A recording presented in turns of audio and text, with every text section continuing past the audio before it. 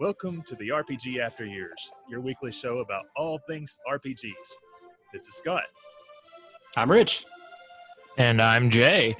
So today we are going to be chatting about our strong and slightly unwavering feelings towards what exactly makes an RPG good.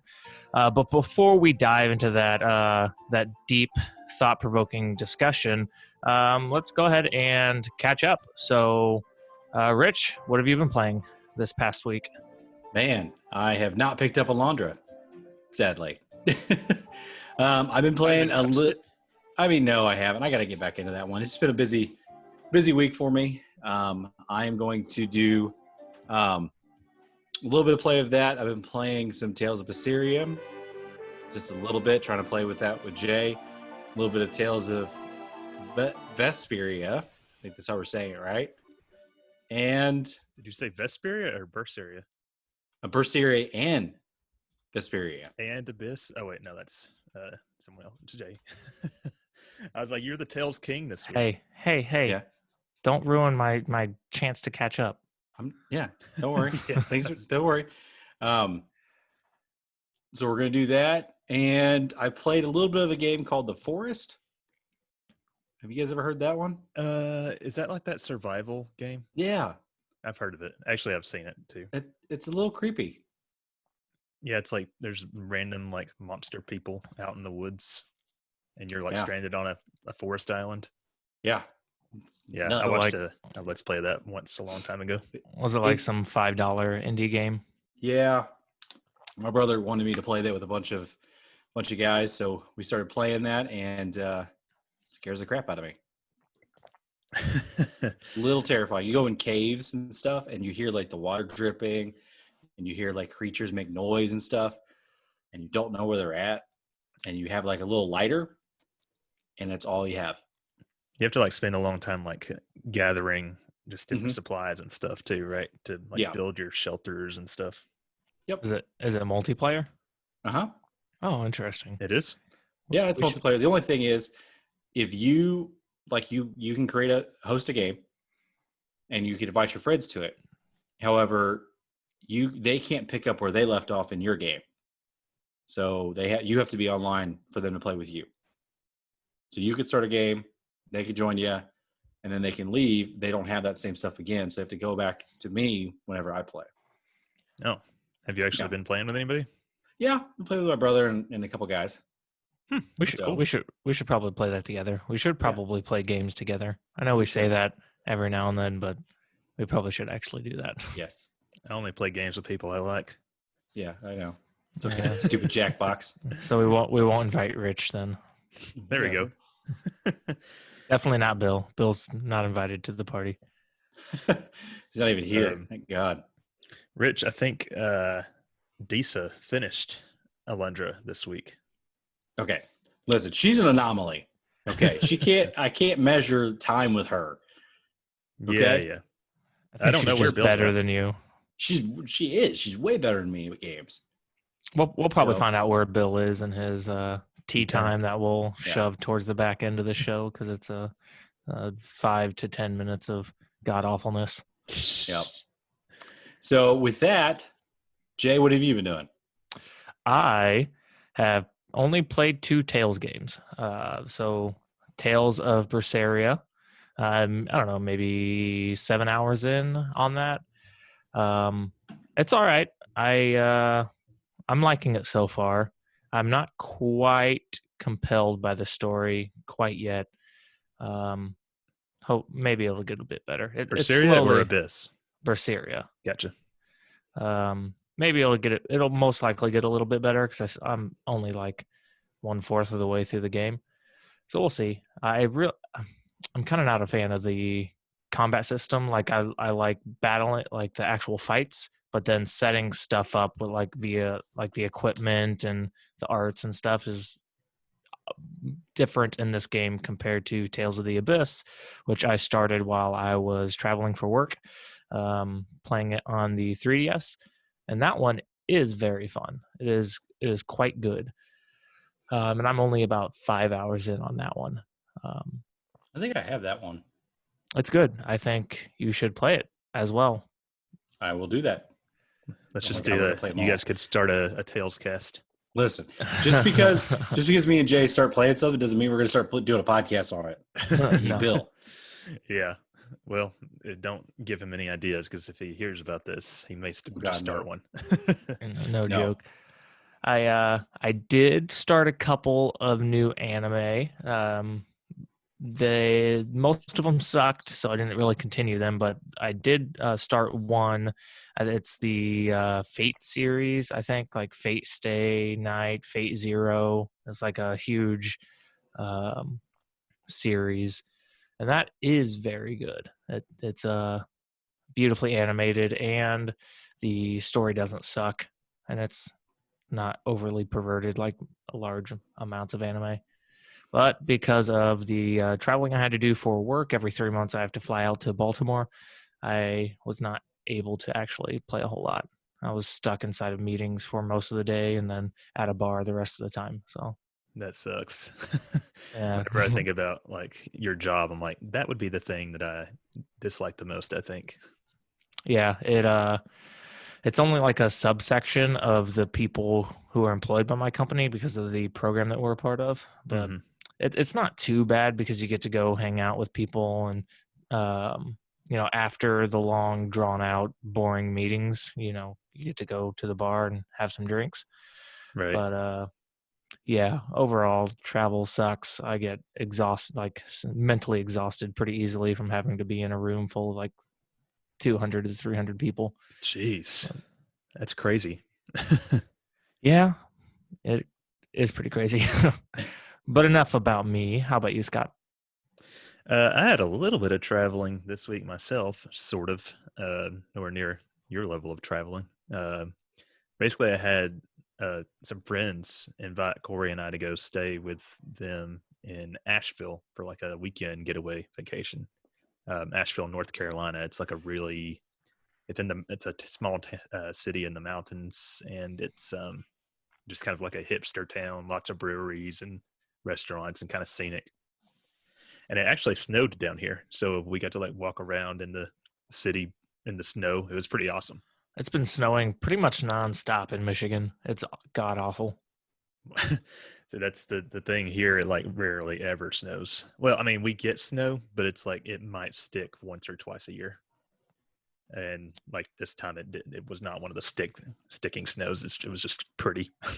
It started snowing for us last week, and a decent amount stuck, and enough to go outside playing it and cause traveling to suck. But then it started snowing again. I was like, okay, this has got to be the last one before it all melts again, because it's just piling on top.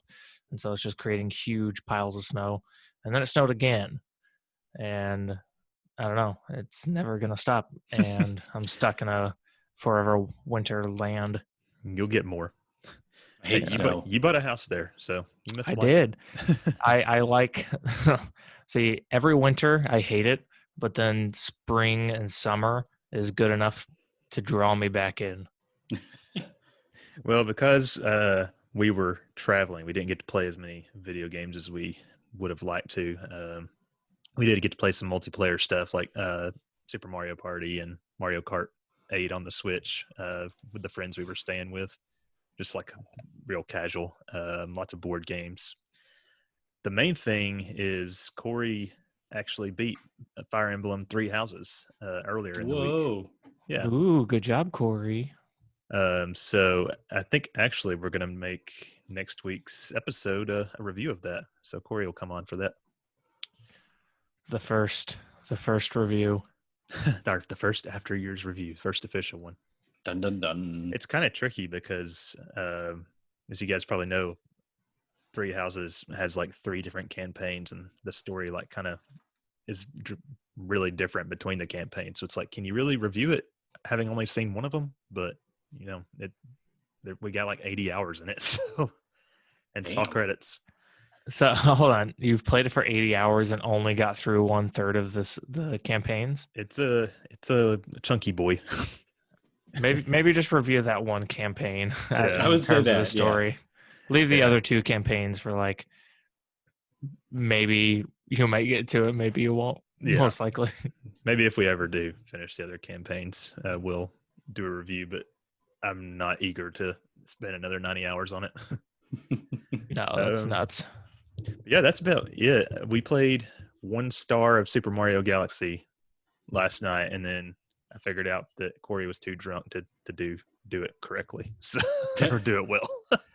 Love it. So we gave up on that pretty quick, and watched another episode of The Witcher. So we're getting there. Are you lost? Do you understand what's going on? Yeah, I get it. Okay. We Okay, good. just got to the part where Yennefer transforms into hot Yennefer. Oh Ooh. yeah. That was so good that like I was surprised because I didn't even think it was the same actress. I was like, damn, they didn't do a very good job making it seem like it was the same actress. And then I looked it up and it's like, oh, it was It's totally the same. Damn. Yeah. All they did was give her a hunchback and shove some cotton in her lip. Yeah. Mhm. I guess it's she cleans up nice. Oh, she cleans up real good. Yeah. All right. Well, moving on then. Want to take a second here to talk about our Patreon again. This thing has actually been going pretty good, guys. We've got lots of new patrons after Rich and I did that patron episode.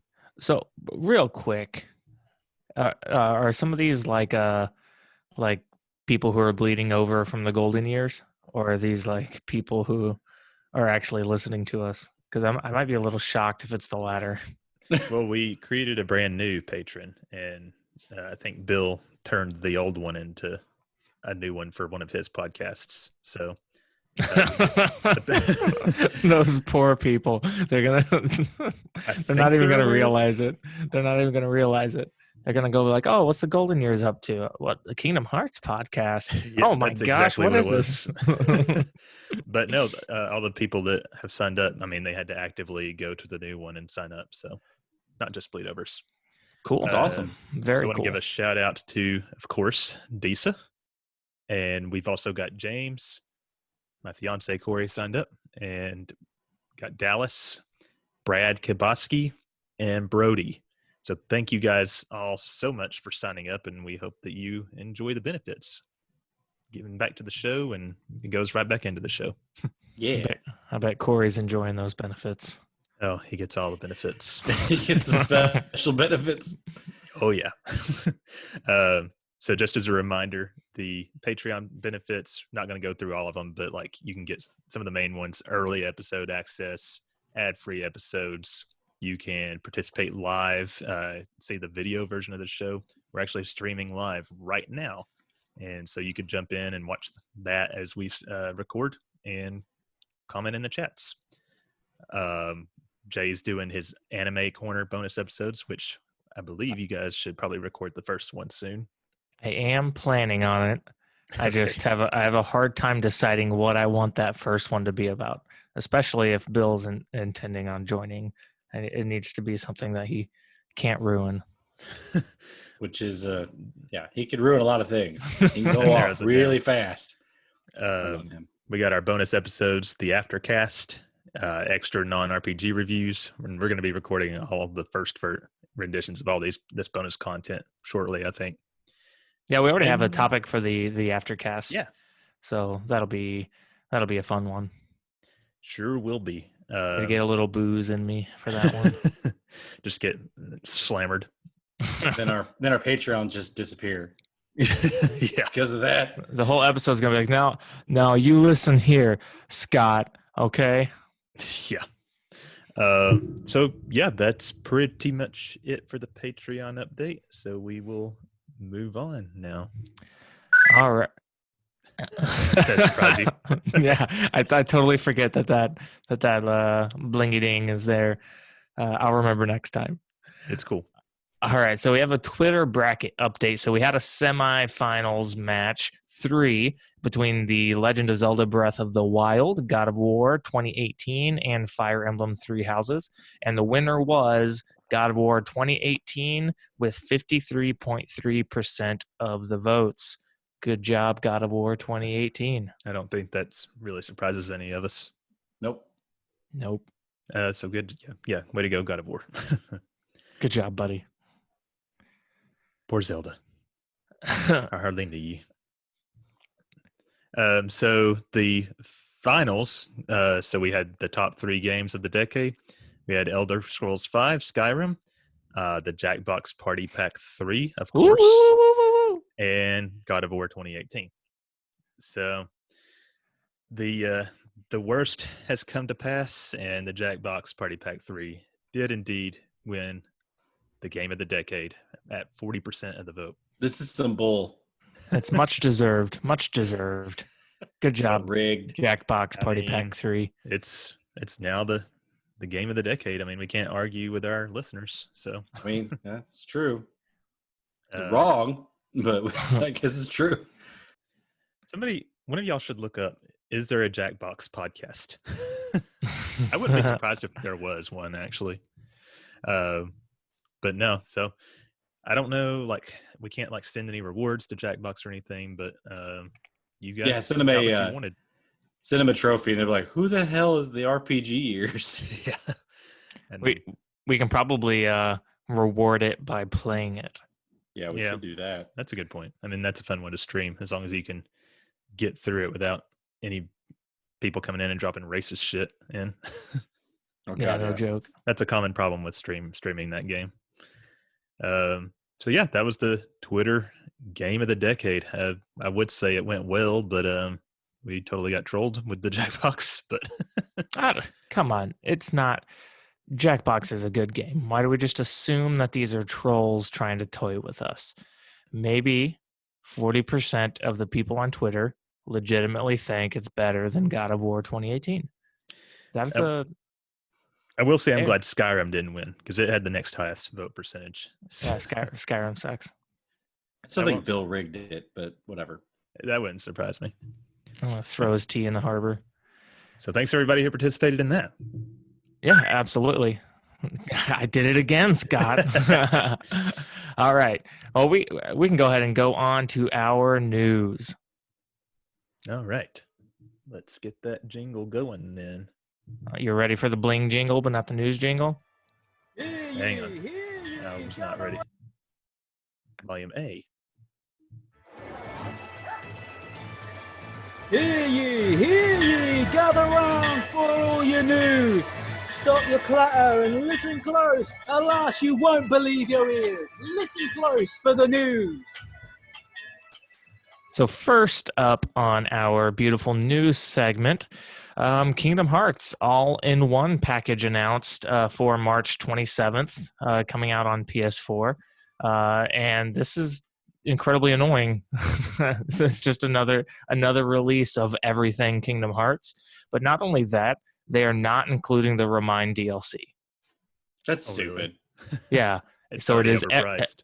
It is everything except the DLC. Everything except the thing that people don't have. If you're a fan of Kingdom Hearts by now, you already have those games. You do not need to go and buy the all-in-one pack. So how much is the whole all-in-one pack? I think it was like $50 or something like that. Yeah, it's $49.99.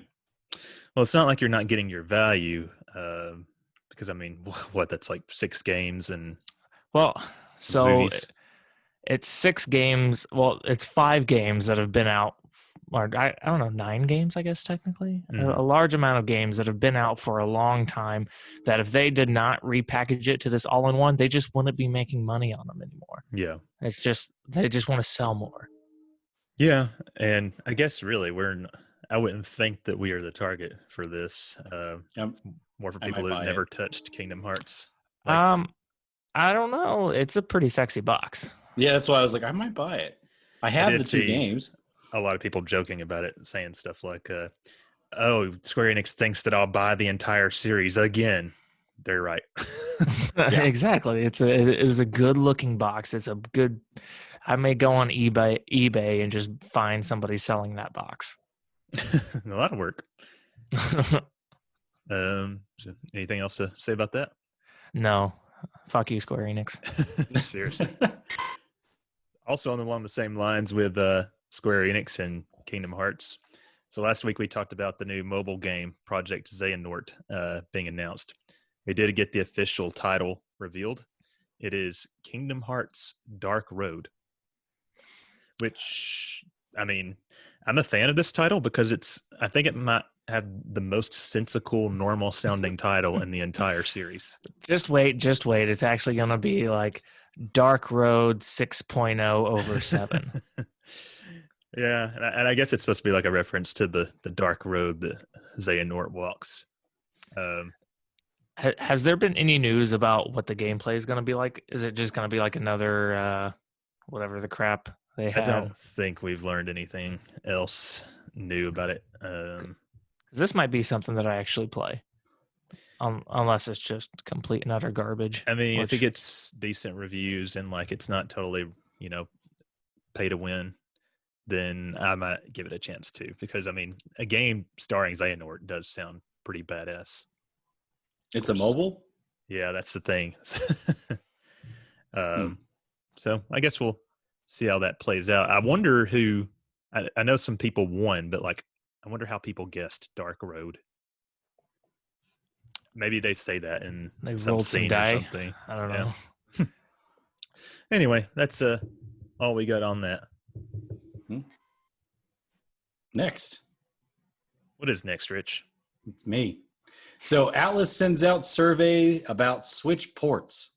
So basically, if you don't know who Atlus is, they make the Persona games. How do you pronounce it? Is it Shin Megami Tensei? Yeah.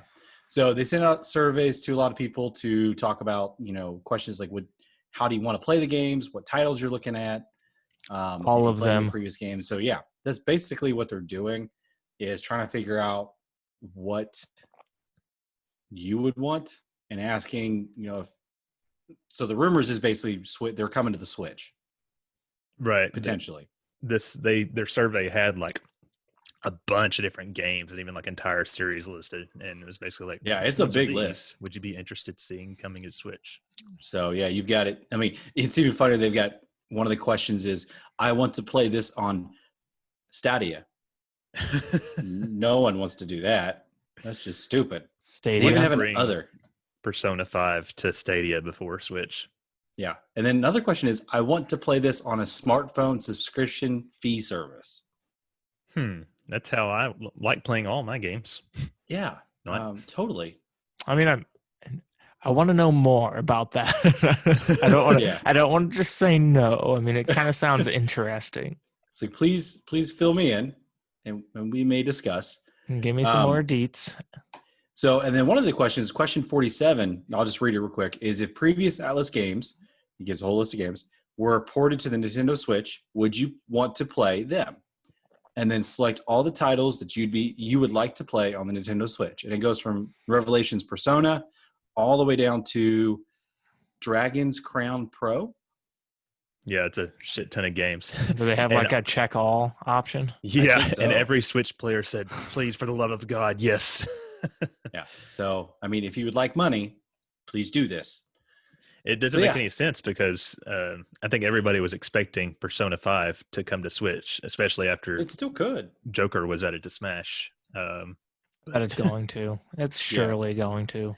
It has I would think so, but I think Sony has some kind of like backroom deal worked out with Persona. For now, but they'll find a way. I hope so. So did Square Enix, remember? Yeah, I actually have Persona 5 Royal pre-ordered when that comes out in May, but I would rather have it on the Switch, so watch it be announced like right after. And you'll be returning that, right? Not if I've already started it. Yeah, you're fine. So I think, they're just leaving money on the table, but I mean, I can understand not bringing a lot of those games over to Switch just because they're older and stuff, but like they have a lot of like newer hits that would be right at home. Mm-hmm. So that's it for the Atlus news on that one. Next up, Bioware announces plan to reinvent Anthem. You guys ever play that? No, this sounds like a bad idea. Okay. So when it first came out, the beta, it was okay. There was a lot of issues with it. Then the game fully launched. I got it, and it was crap.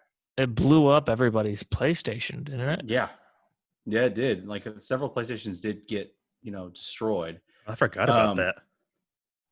So people just stopped playing it. Now, basically, the article is just saying that they're updating.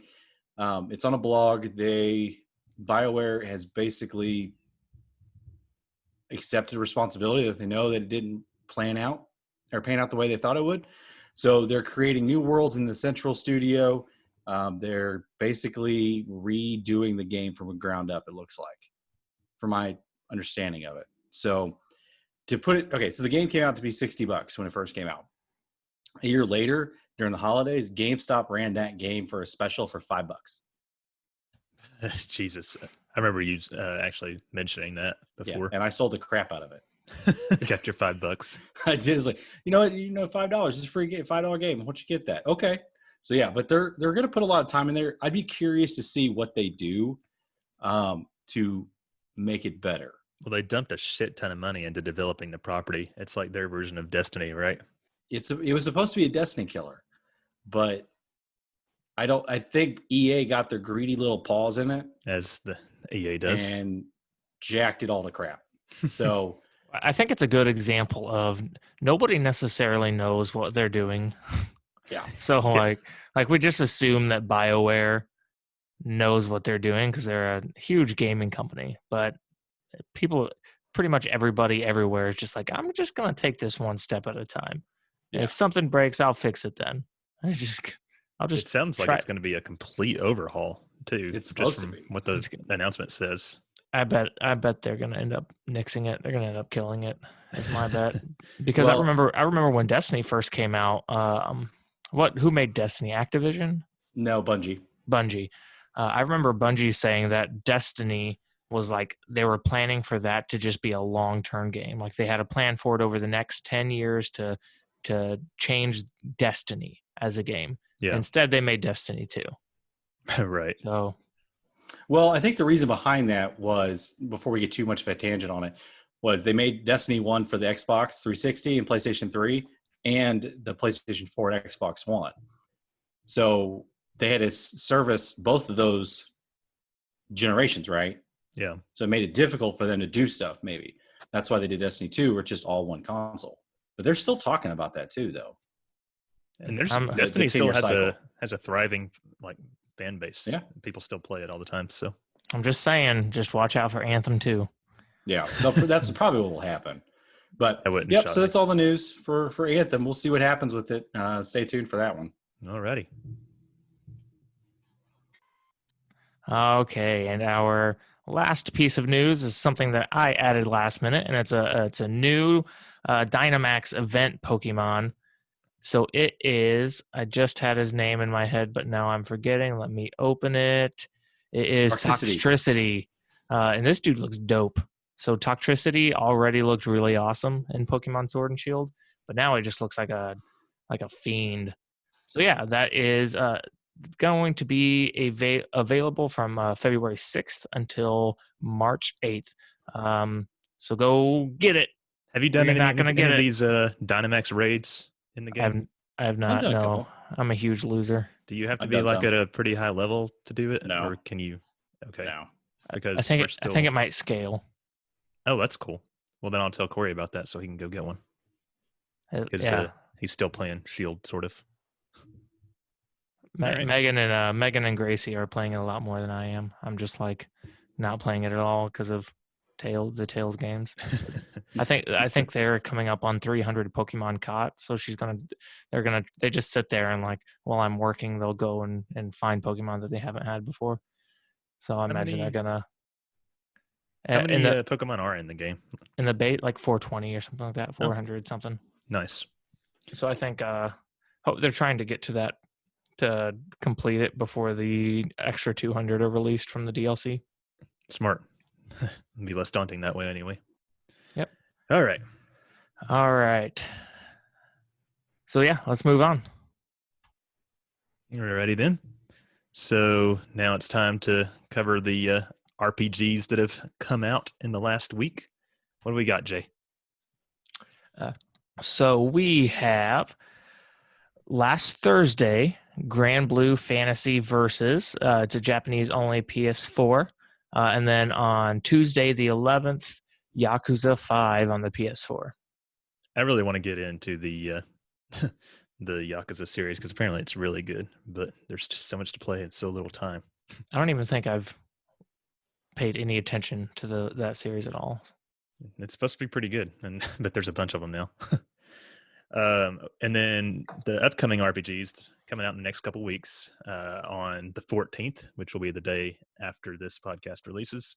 We've got Darksiders Genesis on all the platforms, and Snack World: The Dungeon Crawl Gold for the Switch, which sounds ridiculous, and I have never heard of it. Rich, haven't you played the Darksiders games? Did we lose a Rich? Yeah, I played them. I played them. No, sorry. I played them. I actually think I have Darksiders pre-ordered. Add to your collection of games to play. Yeah. I have to go back and look. Of course. I do like the Darksiders games because it's one of those hack and slash games, and it's revolved around, I guess, mythological stuff per se. Like everything I know about them has been like I've siphoned just from what you've said. So yeah, they're not bad. I mean, if you need something to play, just a nice story. Mark Hamill's in it. It's pretty good. Mark Hamill's in everything these days. I know. It's awesome. And then Homie has the hustle. Yep. On the 18th, Tuesday, Kingdom Hearts HD 2.8 Final Chapter Prologue for the Xbox One. That's that little 2.5 hour game with oh no, that's the one that has Dream Drop Distance and the little Aqua game 0.2. Okay. That's weird that it's coming out. Well, I don't think they even got the 1.5 plus 2.5 until recently. So interesting. And then on the 20th, which is a week from today, is Katana Kami, A Way of the Samurai Story, which JP only, Windows, Switch, and PS4. And Persona 5 Scramble, which is JP only for now on the Switch and PS4. On the 25th, the Tuesday after next, we've got Rune Factory 4 Special on the Switch, as well as Dragon Quest of the Stars, which apparently is Dragon Quest's mobile game, which I didn't know that was a thing. But February 26th, 2 weeks from today, it's a game called Hero Must Die, period, again. Interesting title. So that's on Windows and PS4, and then the very next day, it comes out on the Switch. So yeah, that's what we've got to look forward to here in the next little bit. That's a weird release cadence. Why would they? Yeah, it's like day? What happened there? They had a 1 day delay. Interesting. Well, with all of that out of the way, let's take a quick break before we get to the main discussion. All right, I could use it. Yep.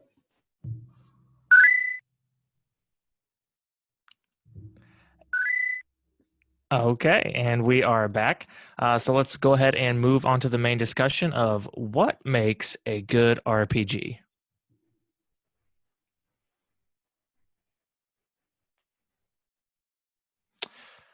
All right, guys, here it is. So for the past couple of weeks, we've been discussing about different topics that we could talk about that kind of fit in this RPG realm. So that it actually makes sense to talk on the podcast. And so we ended up settling on what we think makes an RPG good. So as we know, there are a lot of elements that go into RPGs, and especially a lot of elements that make them good, some elements that make them bad, depending on what game you're looking at. So let's chat about it. Let's talk about the elements that we think are very important for an RPG. What some examples of a good story, gameplay, art, characters, protagonist, antagonist, love stories, ooh la la, get your Cloud and your Tifa. Oh yeah. So to me, I think in RPGs, the story is way more important than it is in other genres.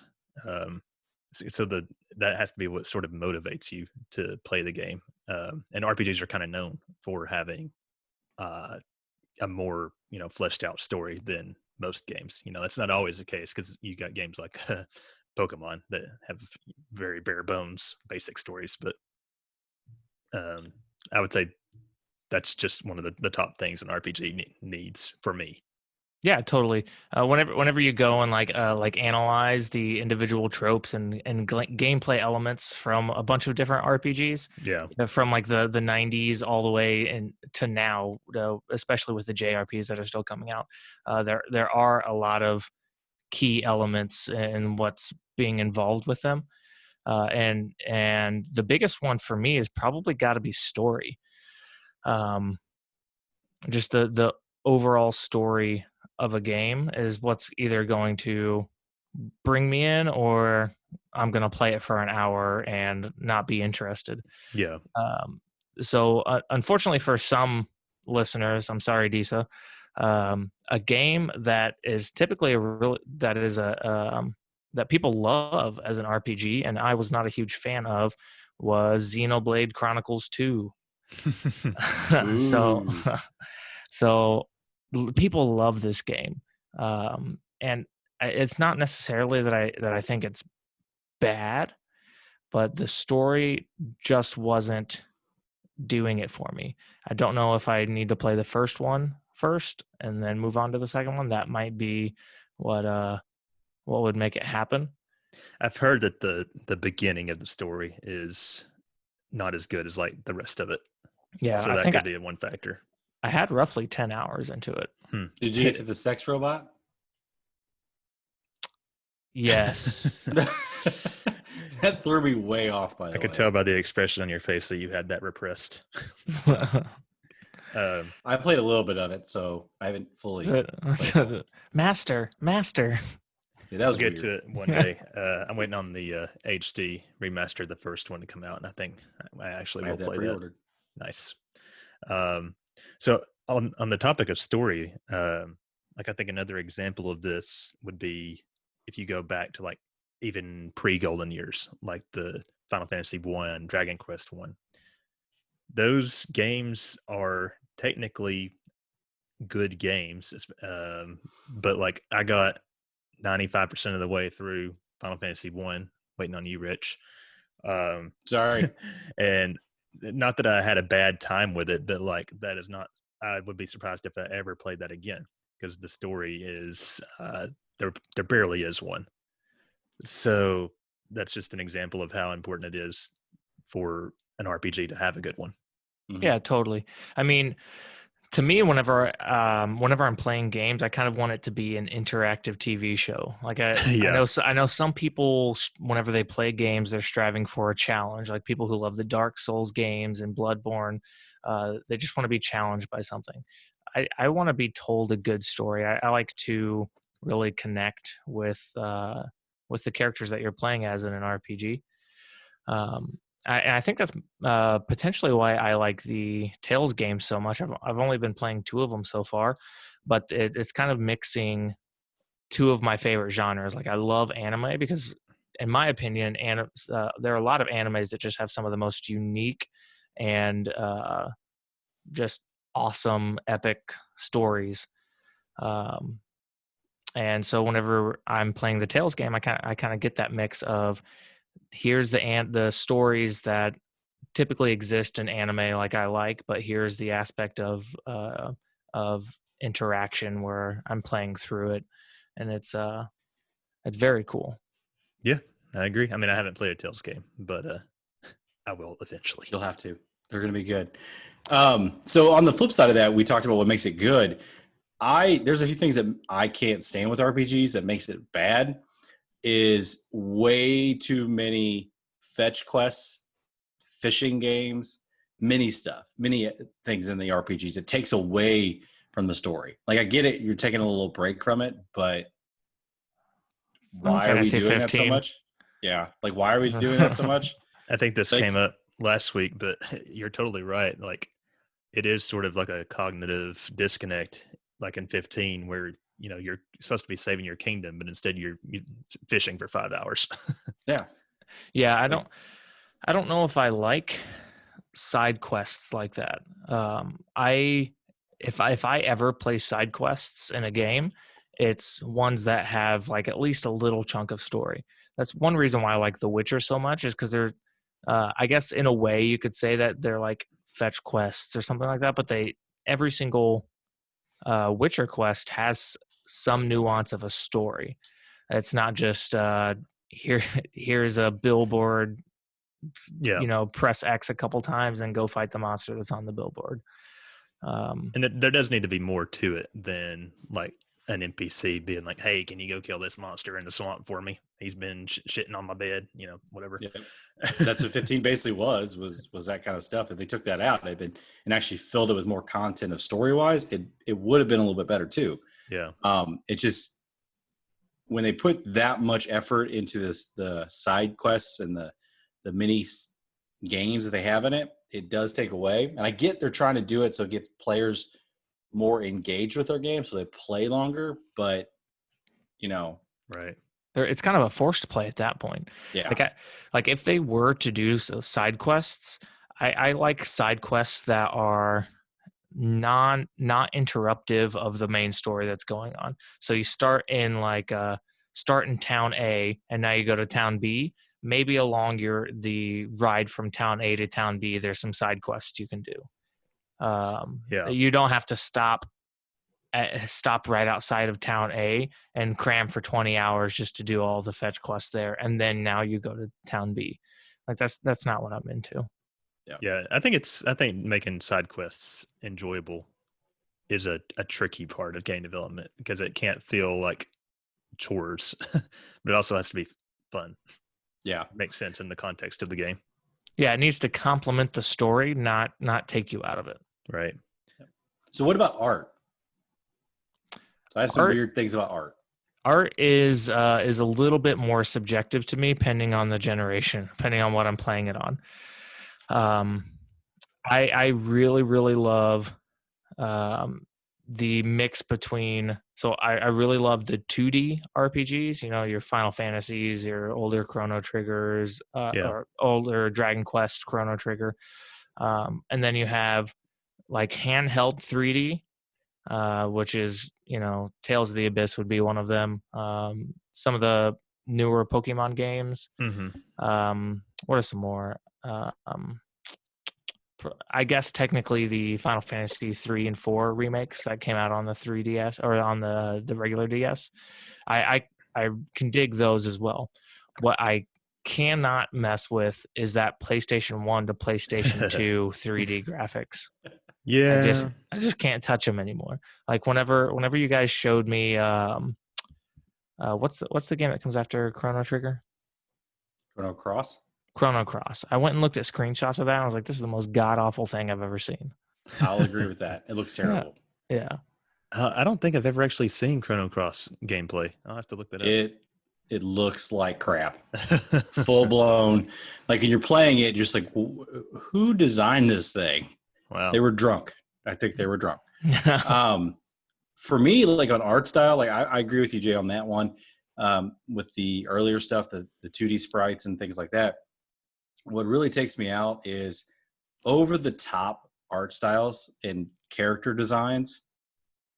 Weren't you just talking about how hot Velvet was? I was. Here's the thing.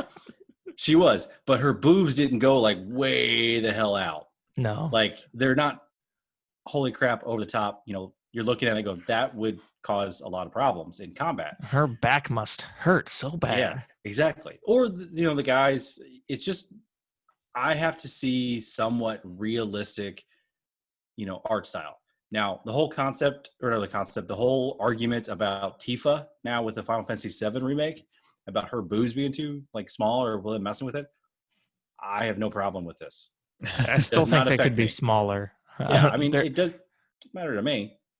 She still probably had to pay a doctor for those. I think we're going to talk about that in more detail on the first aftercast. Just all the general controversy around the remake. Yeah, we could go in way details to that. I just need something a little bit more realistic on that type of art style. Now, again, does it make it easier for you to imagine, Rich? Yeah, it does. I mean, seriously, it's just too much, way too much. Sometimes the armor and stuff, that the clothing that they wear, like Velvet and Basiria, too much. Yeah. You Holy can crap. change. I found out you could change her clothes, by the way. Oh, you can? I changed her back to the village outfit that you wear in the beginning, just because I felt so weird. And my Felt daughter, dirty. yeah, Gracie likes watching me play it, and she was like, "No, put the other outfit back on." I was like, "No, I don't think so. I think I'm gonna keep. I'm just gonna have her wear this outfit." Should have her wear the dungeon outfit.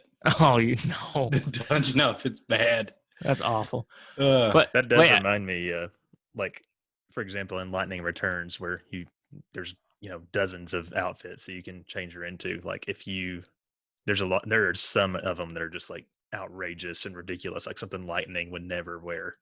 So to me, that like takes me out, that kind of thing. yeah, I don't necessarily need realism. Rich was talking about needing to be realistic. I guess in terms of body shape, I would absolutely prefer realism. But in terms of clothing and like architecture, as long as it's consistent, I'm totally cool with that. So an example of not consistent, in my opinion, would be Final Fantasy X. Like the You're right, clothing though. styles, the clothing styles, and even the cities are not consistent with what would exist in any type of country, really. I will I mean, say, at least Final Fantasy X's clothing styles are consistent with each other. Like, everybody is dressed insanely. it's With so their- it's so inconsistent. It's consistent. Right. with their one pant leg longer than the other short kind of situation. Of course. Yeah. So stupid. What if your But one leg gets cold? Final Fantasy X does have a crazy costume design in general. Mhm. But it is nice when sort of like the setting is developed in an RPG enough to where like you can imagine this as its own like fully fleshed out realized world, like The Witcher, and games like that, where it's believable that is its own setting that could exist. Yeah, I mean, even though we don't talk about the Fallout series that much, and even though at that point it's all just a bunch of greens and grays, like Fallout, the art style, while repetitive, is totally consistent and realistic in the setting that it's in. Right. So another major aspect of RPGs is the gameplay, and this is something that gets a little bit harder to nail down because we've had many arguments before. What makes an RPG? So I mean, the first thing you always think of is like turn-based battles, right? I mean, that's Yeah. obviously not the case. That is what I usually think of, especially if somebody says JRPG. I Right. immediately go, well, is it active time battle or is it turn based? Mhm. Yeah. I hate active time battle. Well, even if the game has, you hate active time battle? Yeah, I want to be able to take 10 minutes to Oh. decide what I'm going to do next. Well, that's a perfect segue because I think one thing that is nice about RPGs is you sort of have to think a little bit more about what you're going to do, assuming the game's not super easy anyway, as far as your tactics and how you want the battle to play out. So you didn't like 15 then? Like that combat style? I've played a good chunk of Final Fantasy games, and I've never once had to approach anything with strategy, aside from maybe some final bosses. What about Unalesca? I don't remember ever. I remember getting stuck on that freaking like wyvern thing. I can't remember what it's called. It's you have to fight it when it's alive and also fight it when it's dead. You remember? Is it in 10? Yeah. Is that when they were They were flying on top of the Albed airship. Oh, yes, they were going after Yuna when she was getting married. Which is another weird thing, but whatever. That boss battle, and then the Seymour battle on Mount Gagazet. Yeah. Those are the only two battles that I ever remember getting stuck at. Well, Final Fantasy is not exactly known for its difficulty for the most part. Hit it till it's dead. Maybe the early games. So are you implying then that, planning things out is not an important part of what makes an RPG good? I yes and no. I mean, um, I Because I mean, a like, game can have like an amazing story, but if it's not fun to play, yeah. I mean, I like a fine mix. I would yeah, like there to be plenty of battles that I can not just press X a bunch of times and get it over with. And then there are battles that, important battles are perfectly fine to be hard enough that like, okay, I need to make sure I'm healing. I need to, uh, you know, what's their weakness? I need to, right. save up my special power and do some sort of overdrive move at just the right moment. Hmm. One thing that's pretty interesting about the Tales games is that none of them are turn based. They're like an active battle system where you're just kind of button mashing. But it's especially with Tales of the Abyss, it's kind of like it starts off. It's like a 2D plane on a 3D plane. So like you are kind of playing it as if it's 2D, kind of like a platformer inside the battle. But then you can like turn, and the environment can turn with you and stuff. Well, you can't turn, monsters turn, and as you're targeting monsters, you turn with them. So it's more akin to Final Fantasy 15. Yeah. But there are absolutely battles that you can just button mash and get through them. But now I'm getting to the point to where I can no longer button mash. I have to actually use items Yeah. and think, and it's Uh, tiresome. well, I guess another common element of RPG gameplay is, I mean, before the battles, you have to set up your party a lot of times, or make sure you have the right equipment set up, and usually there's some kind of skill tree, whether or not it's different between games, but you do have to like sort of plan out how you want your team to function once you're in battle usually. Totally. And I really loved Final Fantasy X sphere system. Oh, I do too. Like It was pretty good. it's probably one of the best that I have ever played in an RPG. I'm playing through 10 with a friend now, and this is like her first RPG basically. And I still have to like coach her step by step through the sphere grid. It's like, it's not that complicated, just move and activate the next one. But I remember playing that whenever I don't know, when did this come out? 2001. I think Yep. that's right. So yeah, I would have been 6, probably 7 whenever I first played this, and I had zero understanding of anything ever at any point. I remember like just playing for weeks and weeks and weeks, and just getting to like that kind of dragon monster that can turn you to stone. It's got like the light on the tail, I think. Oh yeah. I can't remember anything about that game right now. And I just remember that just It's being late, guys. the Yeah. end of me. Yeah. So, what about, we talked about love stories at the end of it. Does RPGs have to have love stories? Does it make it better if they have it? I wouldn't say so. Um, I would think actually Go ahead. I would argue to say that love stories make it worse because they're never, especially if there's a translation that has to happen whenever a game is being like localized. It's just usually the sentiment of specific important conversations don't necessarily translate well from Japanese to English, and it just makes it awkward. Yeah, I think there are more examples of a bad love story in RPGs than a good one. That's for sure. Like Cloud and Aerith. Yeah, that was weird. Shut up, man.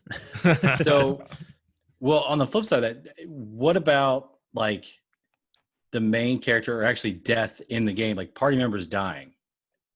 I remember 15, like I really thought that was very impactful. Spoiler alert. Yeah. If you haven't played, anyways, whatever.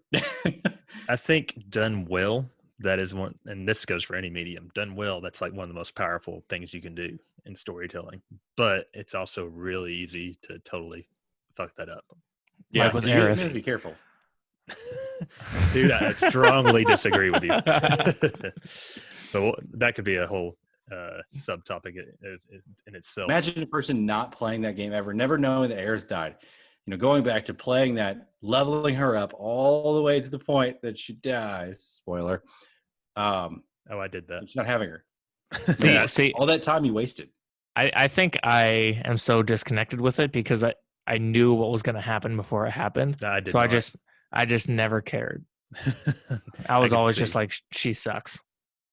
And it's always so sad when people do get spoiled. I mean, that's probably like the most famous spoiler in video games at this point, but it is sad that is such common knowledge for people now. One love story that I think made the story better, of course, would be Final Fantasy X. Now, I wish I had more examples, but I think this is the only one. That is one of the first things I think of when I think of like a decent love story. And then the terrible love story in Final Fantasy 15. Yep. Yeah, there was none. Yeah. There was no love story. There was a more of a, I'm supposed to marry him. Well, the love story of bros. That was a good one. There you go. I mean, that was good. I was more rooting for Gladio's sister, Iris, than Luna, because I was like, she got way more screen time than Luna. So I was rooting for Cindy. Yeah, me too. That's I can't. Girl. I can't think of any other. For some reason, what I just always have Final Fantasy on the brain whenever I'm talking RPGs. I'm like trying to access other areas of my brain Same where here. I played other ones, but I'm having such a hard time. I got one. Okay. Legends Dragoon. Okay. Never played it. I know there is a love story in there, sort of. I want to say. So you got the main character Dart and his childhood friend Shayna. Yeah. Like his protection of her, like they consistently talk about the love that he has for her, but he's like, no, I don't. It's just, she's a little sister. And that progresses through that whole entire story of their relationship. So it did pretty well. At first it was kind of annoying. It's like, okay, he obviously doesn't care. But yeah, it does progress pretty nice, I think. I have a question, Rich. So I have not finished Grandia, so no major spoilers, but how do you feel about Justin and Fina?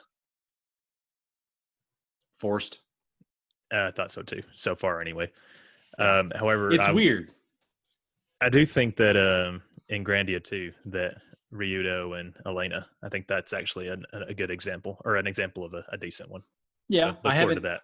I got to go back and play that. When we get to that, I've got to play that one. I can't remember too much about it. I did like the, I guess, idea behind that story regarding religion. Yeah, was pretty good. Same thing with 10. They combated some of that religion. That's we could go into more detail. That's a common trope in RPGs. If there's a religion, it's going to be evil. I feel like Japan's got just some like kind of beef world. with religion. Yeah. Whoever makes it, just screw religion. Let's just talk bad about it. Christianity kind of screwed over a lot of people over the last 1,000 years. So we make video games now, and we secretly bash religion and Christianity. Maybe that'll be another good aftercast topic. Just religion and RPGs. Totally. So a lot of RPGs, especially the ones with multiple choice, like the pick your own adventure RPGs, there are always ways to sprinkle in a little romance, Yeah. So The Witcher, all through the Witcher games, you mostly in Witcher 3, you kind of just choose like who is Geralt's love interest. And the primary ones in the Witcher 3 would, of course, be Yennefer or Triss Merigold. I know the right choice of Yennefer, but some other people don't. But that I'm so happy I know who these characters are now. Yeah. If you go through and play, like read the books and play all the games, then the love story that's not necessarily told, it's more told through the side quests, and then in the main story, there's the implications of a love story, like as they're working, Yennefer and Geralt are working together to find Ciri. I think that is one aspect where even a love triangle is done quite well. Yeah.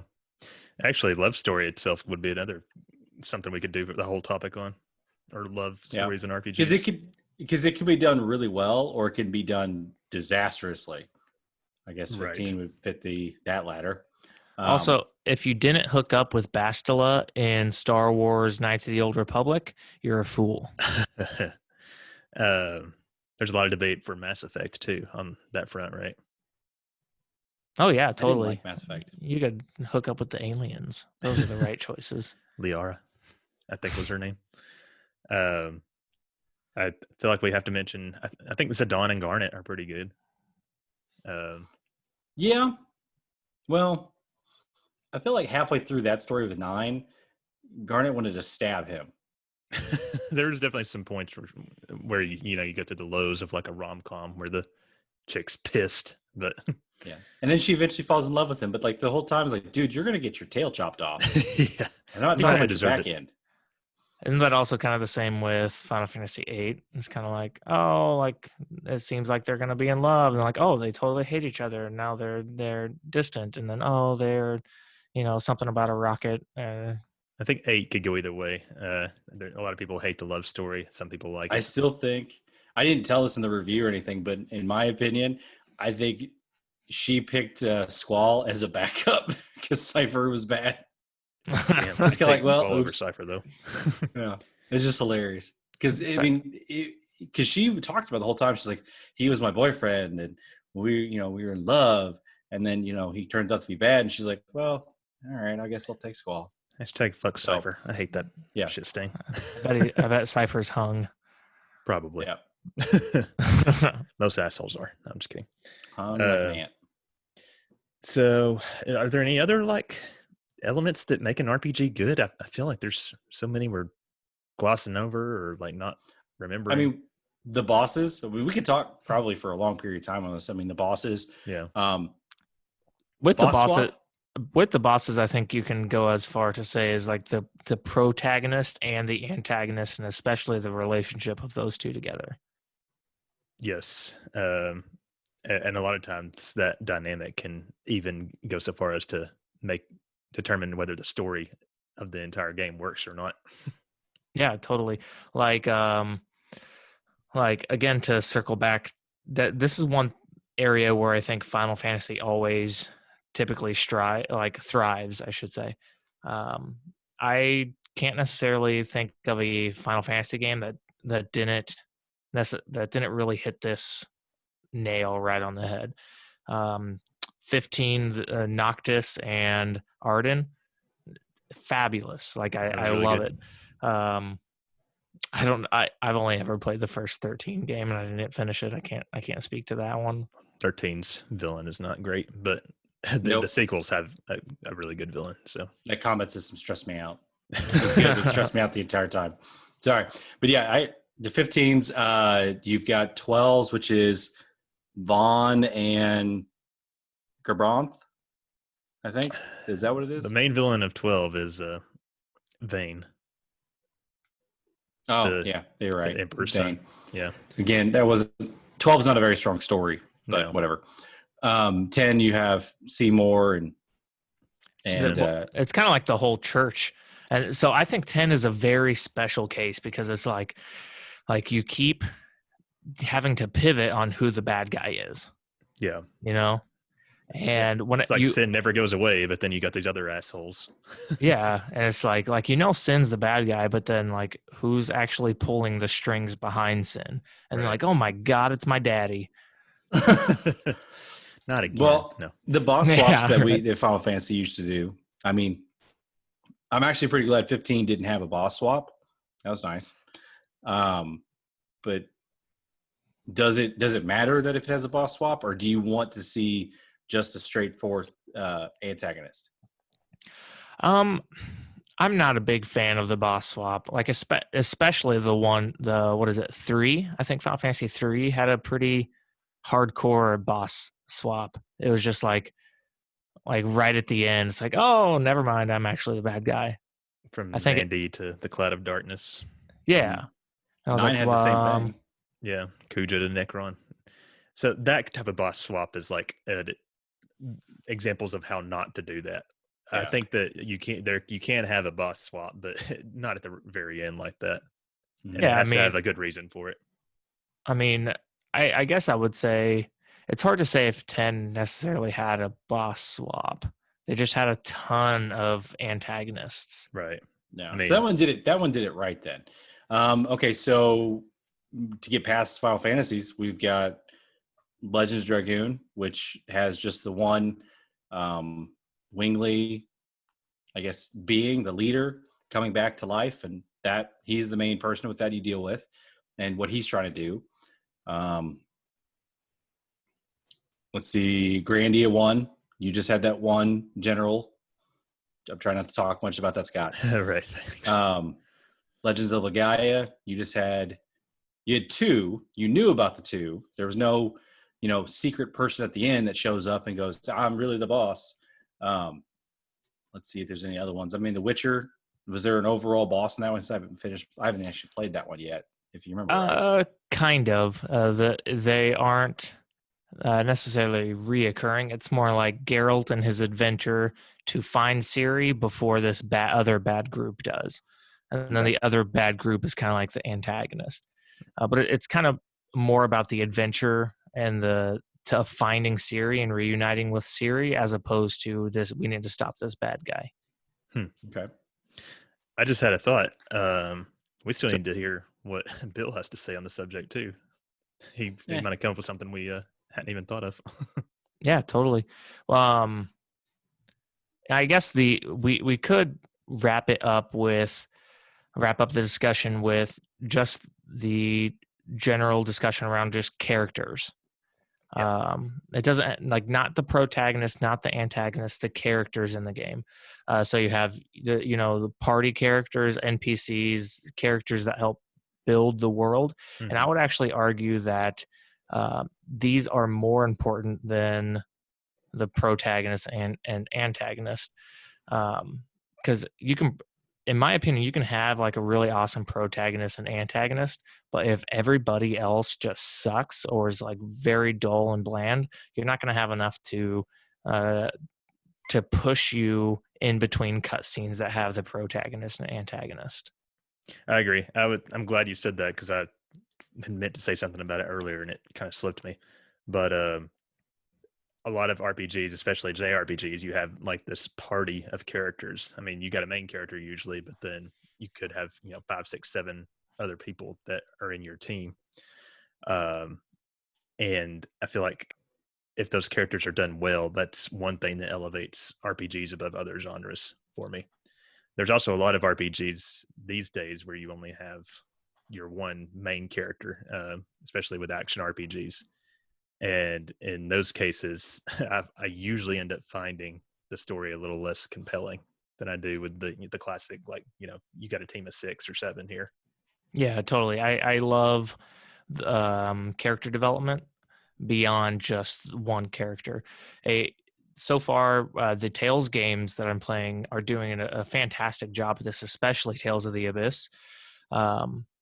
And just overall, what I know about Tales of the Abyss, I know that it's only going to get better, especially whenever you start to learn more about the actual antagonists of the story, because it's not straight up right away like who's the bad guy here.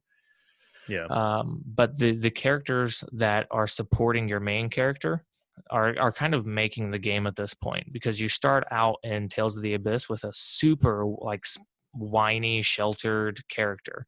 Like he's a total douchebag. He's like the son of a duke who hasn't been allowed of his house like his entire life. And so he's just super rich, super spoiled, doesn't understand the real world, and is generally just like a huge jerk to everybody. And so if he were the only character, I would have been done with the game because he's just so frustrating. Yeah.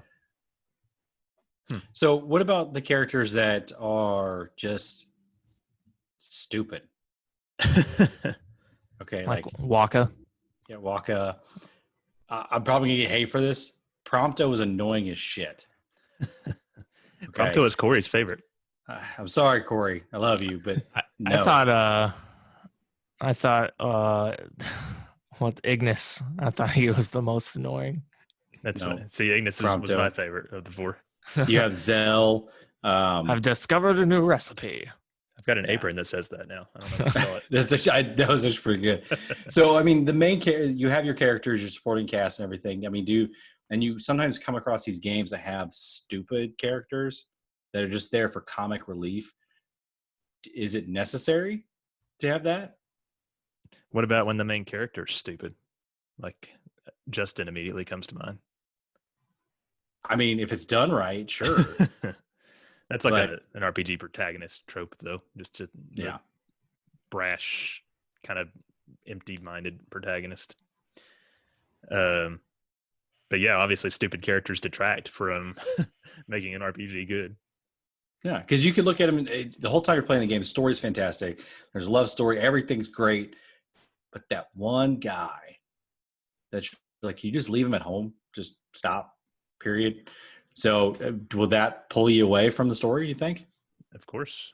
And even when characters are not necessarily dumb, but when they're like written to like all of a sudden do something stupid just for the sake of the plot, like out of character or whatever. And I think the thing that's coming to mind right now is not an RPG, but like season 9 of Game of Thrones, or lots of characters doing things, or season 8, sorry, that you wouldn't normally see them do in previous seasons. And I think that happens in RPGs a lot too, like just to further the plot, characters act out of character. But what can we do? If only we could write a game. That's right. Only if. Cool. So I think that wraps up our discussion. Let's finish this off and tie that nice little bow with a little bit of tea time with Bill. Okay, let's see what he has to say. And now, it's time we join an old friend once again. It's tea time with Bill.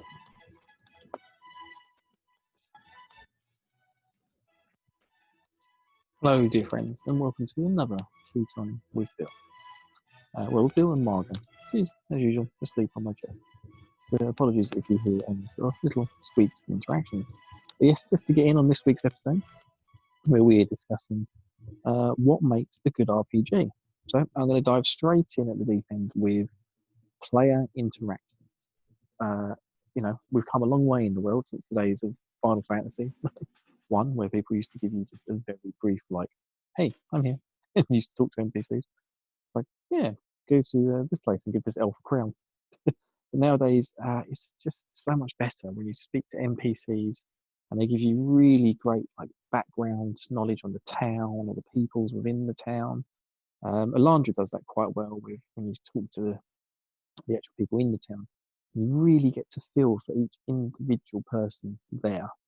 Grandea does it really well, where it has like its little dinner scenes, so you get all your interactions between Justin, Sue, and like whatever characters you happen to be along in your party at the time. And Star Ocean does this really well as well with personal actions. So when you get to a town, you get to do a little sort of mini side quest every town you go to, basically, where you get to learn more about all the characters in your party and their motives and everything that go with it. So, player interactions is a really important part to making you fall in love with a game if it's done well. The same with humour. So, one of the things I think often gets forgotten about RPGs is that sometimes they're quite funny. There's been a lot of fuss about the FF7 remake and the Walmart thing being in there. But really, the Walmart thing when I was younger was really, really funny because Clouds is just so awkward the whole time. When you go into Honeybee Inn, that's also a bit creepy. I'm not going to talk about that. Doing the whole squat thing to get a wig. The guy's in the toilet and he can't go to the loo, so you give him a digestive biscuit, and then suddenly he's able to use his digestive system. It was really, really funny. And I think a lot of games add in, sometimes they add in a comic relief character, which doesn't always work. But when the games hit the humor on the head, it's really, really good. Next thing that makes good RPG, good progression systems. And I think one of the best examples of this, because it adds a lot of replay value to the game, is say Final Fantasy V with the job system. It's really well done. It's really like intricate, And yeah, you can go back and play it in many sort of ways as you want, which is really good.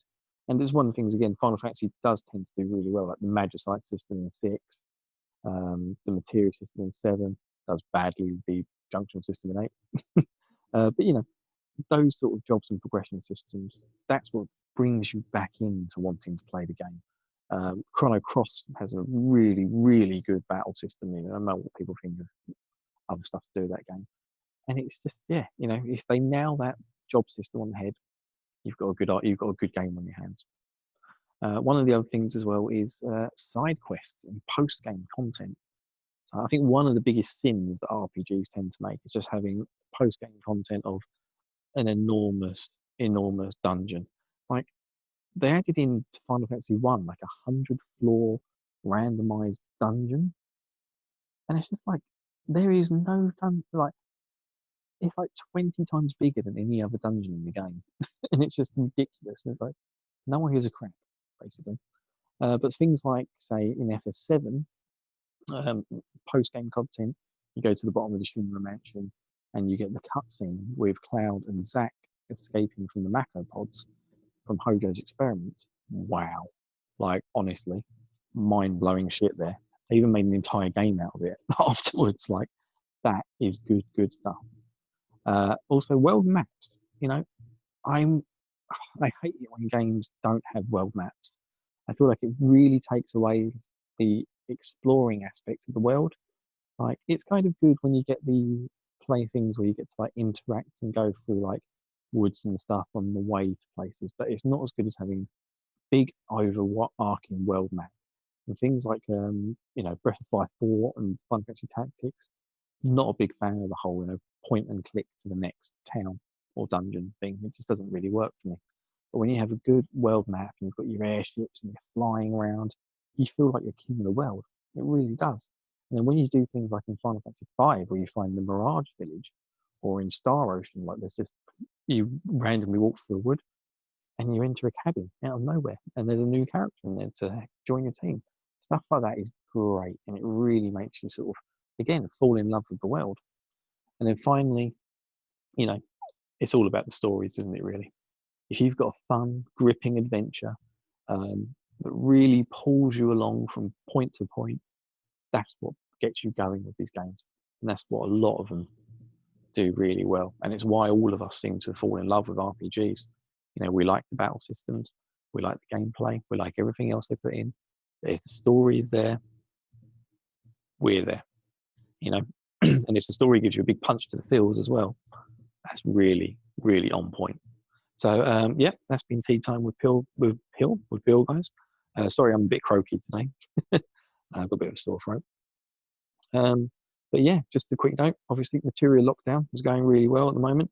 We've added a new run this year, the Final Fantasy 1 run, where you can play as a warrior, a monk, a red mage, red mage, black mage, white mage, and a thief, which is also, thief is a new job where you can only use the steel materia. And we also have a new job of time mage, which is a bit more complicated. A time mage can only use exit, gravity, destruct, mystify, seal, time, and transform materia. So that's quite a complex one. That's been added into the hardcore and lockdown runs. And the thief has been added to the lockdown, hardcore, and Final Fantasy 1 run. So yeah, I'm going to be doing a Final Fantasy 1 run this year to test it out, see how it goes. And yeah, join in, guys. And remember, it's all for charity and it's all for a good cause. So if you can donate, please do so. All the details are over at www.materialockdown.com. All right, I'll leave it back to the guys because they're probably absolutely bored shitless of me talking. All right, here's an FF7 thing. Oh, he knows the podcast well. He was right. It's not even that it's boring. It's his voice is so quiet and soothing. It's like, Especially at midnight. yeah, it is super late, guys. We had to record late today just because our schedules were kind of crazy this week. We wanted to make sure the Patreon still got everything early. And because Mr. Ricard over here has a second job to fill to pay for his addiction. I'm all about that hustle life. Yeah, pay for Eventually the you might addiction. make more off Patreon than you do at GameStop, I would think. I'm hoping. So give money. Yeah. All right. Just saying. He did bring up a good point. I didn't even think about world maps, but I feel like that element is like going away in modern RPGs. I wish they would That's bring sad. it back. Yep. That would be cool. I'm still wondering how they're going to do it in the 7 remake, but that's a whole nother tangent. It's going to be a railroad. There's not Yeah, going to be a. There's not going to be a probably. world map. It's I just. wouldn't even be surprised if it's like pick your next location now. It's gonna be. It's totally gonna be. Pick your chapter. Yeah, that what. Oh man, you're probably right. I hadn't even thought Let's about not talk about chapters. that. Yeah. Let's not talk about that. Did he bring up anything else that we didn't already go over? No. Okay. All right. Well, do we want to wrap up the main discussion there? Absolutely. Do it. Okay.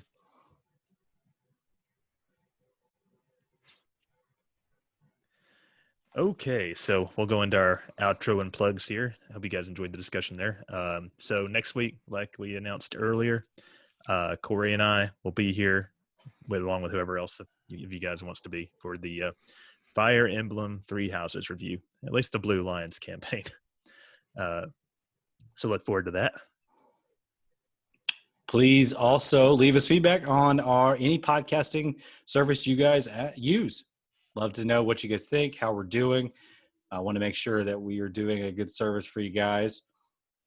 If you like us, please leave it. If you don't, please leave a little reason why. We can't help you with Bill. Sorry. He's just there. We're still early on in our podcasting careers, so we enjoyed feedback. Yes. So we'll go into the plugs. Yes. See us on Discord. This is where you can talk to us. A lot of Scott's in there, very active. Jay's there. Less active. He's there. Bill's Corey's in there now too. Yeah. I love talking to Corey. It's fun. So we're actually getting more and more people to join the discussions. We have a lot of different topics that we could talk about, different game series, just off the wall stuff. Yeah. And then, so we already talked about the Patreon, but again, go check us out, patreon.com/RPG After Years. We've got, like I said earlier, early episode access, ad-free episodes, live recording access, video versions.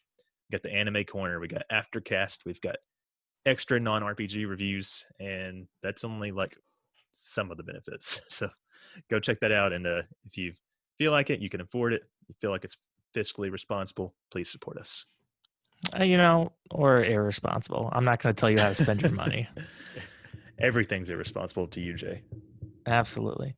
All right. So go ahead and email us your feedback as well. If you don't want to leave a review because you really hope we can improve so you can eventually give us that 5-star review, hit us up with an email. You can send an email to rpgafteryears@gmail.com.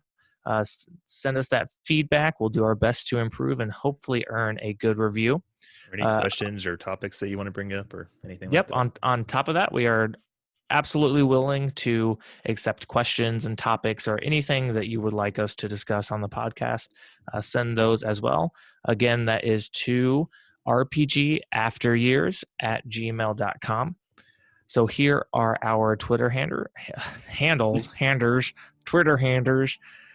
So you can go find the podcast at the RPG Years. I'm at Jay Hizzle. I'm at the Scott Spot. And I'm at HaleBlue1569. And you can find the British guy at Matunica. So thanks again for listening. We hope that we've been able to invoke some deeper thoughts about RPG contents with this one. We look forward to next week's episode where we are reviewing. I'm sorry, the music was a little distracting and I got tied up on my words. Looking forward to the Fire Emblem review. Scott and Corey are going to have some great discussions on that. So until then, I'm Jay. I'm Rich. And I'm Scott. We'll see you guys next time for more of the RPG After Years. Bye. Bye. Bye.